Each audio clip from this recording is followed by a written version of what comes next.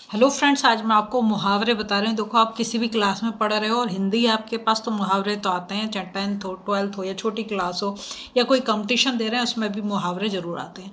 और मुहावरे अगर आपको आते हैं तो आप अपनी लैंग्वेज को भी बहुत इंटरेस्टिंग बना सकते हैं। देखो, शुरू करते हैं हम काम। पहला क्या है? कान पर जूं तक ना रेंगना। इसका मतलब है कुछ भी असर ना होना। क्या मतलब है? कुछ भी, इसका अर्थ है कुछ भी असर ना होना। अक्सर तुमने देखा होगा, तुम्हारी मम्मी या पापा आवाज़ दे रहे हैं और तुम बैठे हो सुन नहीं रहे हो, तो बोलते हैं तुम्हारे कान पे तो जूं नहीं रेंग रही होगी ना। दूसरा है कोल्हू का बैल। कोल्हू का बैल होता है बहुत अधिक मेहनती, जो बहुत ज़्यादा मेहनत करता हो, बहुत अधिक मेहनती। ठीक है। इसके लिए आप सेंटेंस बोल सकते हो, रामजी ने अपनी पुत्री को उच्च शिक्षा देने के लिए कोल्हू के बैल की तरह काम किया। ठीक है। नेक्स्ट आता है आपका कानो कान खबर ना होना। मतलब किसी को पता न चलना, किसी को पता न चलना, ये इसका अर्थ हो गया। अगर सेंटेंस लिखने को बोले, वैसे बोलते नहीं आजकल, सूरत लाल ने 3 मंजिला मकान खड़ा कर लिया और किसी को कानो कान खबर ना हुई। ठीक है। नेक्स्ट है काला अक्षर भैंस बराबर। काला अक्षर भैंस बराबर मतलब अनपढ़। क्या बोलेंगे? अनपढ़। कहते हैं उसकी मौसी तो काला अक्षर भैंस बराबर, मतलब अनपढ़ है, वो पढ़ी लिखी नहीं है। खून खौलना। खून खौलना का मतलब है जोश आना, जोश आना। ठीक है।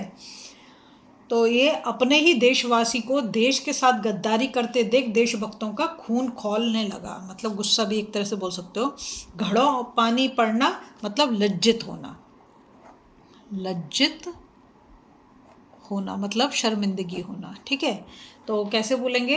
परीक्षा में नकल करते हुए पकड़े जाने से अंकुर पर घड़ों पानी पड़ गया। ठीक है, ये सेंटेंस हो गया। घी के चिराग जलाना। घी के चिराग या घी के दिए जलाना भी, तो जब भगवान राम आए थे तब जलाए थे, तो क्या बोलते हैं उसे? खुशियाँ मनाना। खुशियाँ मनाना। सेंटेंस क्या हो सकता है इसके लिए? सेंटेंस लिख सकते हो तुम, चिकित्सा क्षेत्र की प्रतियोगिता में सफलता पाकर नमिता ने घी के चिराग जलाए। ठीक है, या दिए जलाए, दोनों भी है। चिकना घड़ा होना कहते हैं कुछ असर ना होना, या बेशर्म भी बोल सकते हो, कुछ असर ना होना। ठीक है। जैसे मुदित तो चिकना घड़ा है, लाख समझाने पर भी पढ़ाई में ध्यान नहीं देता। अब आया चार चांद लगाना। मतलब किसी चीज़ को और सुंदर बना देना, तो क्या बोलेंगे? सौंदर्य बढ़ा देना, सौंदर्य बढ़ाना। ठीक है। जैसे क्या सेंटेंस बोलोगे?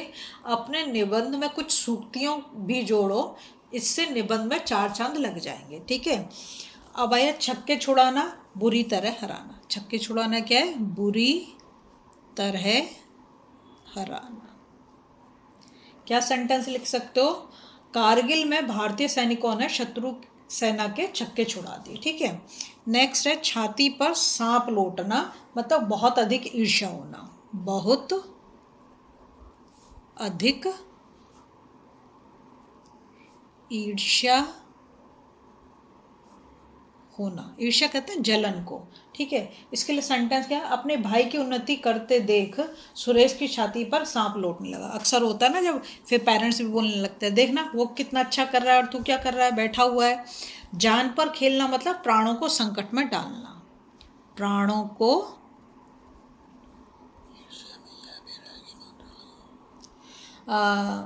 क्या है? प्राणों को संकट में डालना। ठीक है। ईर्ष्या में ना यहाँ पे रेफ भी लगेगा, याद रखोगे, यहाँ पर रेफ भी आएगा। ठीक है। तो जान पर खेलना क्या है? प्राणों को संकट में डालना। जैसे डूबते बच्चे की जान बचाने के लिए महिमा जान पर खेल गई। फिर है टांग अड़ाना। टांग अड़ाना मतलब व्यर्थ में दखल देना, व्यर्थ में दखल देना। जैसे कि आप कुछ चीज़ लेना चाह रहे हो, हैं, दखल देना। कुछ चीज़ लेना चाह रहे हो, तुम्हारे पड़ोस में बेकार है, ये किताब बेकार है, इसे लेने की कोई ज़रूरत नहीं है, मतलब उसका कोई मतलब नहीं है उस चीज़ से, फिर भी तुम्हारे काम में उसने टांग अड़ा दी। ठीक है।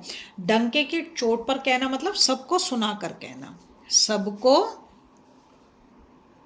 सुना कर कहना। ठीक है। सेंटेंस क्या बना सकते हो, मैं डंके की चोट पर कहता हूँ कि लड़कियों के लिए उच्च शिक्षा प्राप्त करना उतना ही आवश्यक है जितना लड़कों के लिए, मतलब दोनों के लिए हायर स्टडी बहुत ज़रूरी है। नंबर 15 पे आपका आता है दाल ना गलना मतलब सफल ना होना, सफल ना होना। क्या सेंटेंस लिख सकते हैं, सौरभ ने सिनेमा देखने जाने के लिए अपनी माँ की बहुत खुशामद की परंतु उसकी दाल ना गली, मतलब उसकी मम्मी ने उसको परमिशन नहीं दी। नेक्स्ट है नीचा दिखाना मतलब अपमानित करना, अपमानित करना। ठीक है। अपमानित करना का मतलब हो गया कौरव सदा पांडवों को नीचा दिखाने के अवसर ढूंढते रहते थे। अगर आपको वीडियो पसंद आ रही है प्लीज़ लाइक शेयर सब्सक्राइब करें, फॉलो जरूर करें।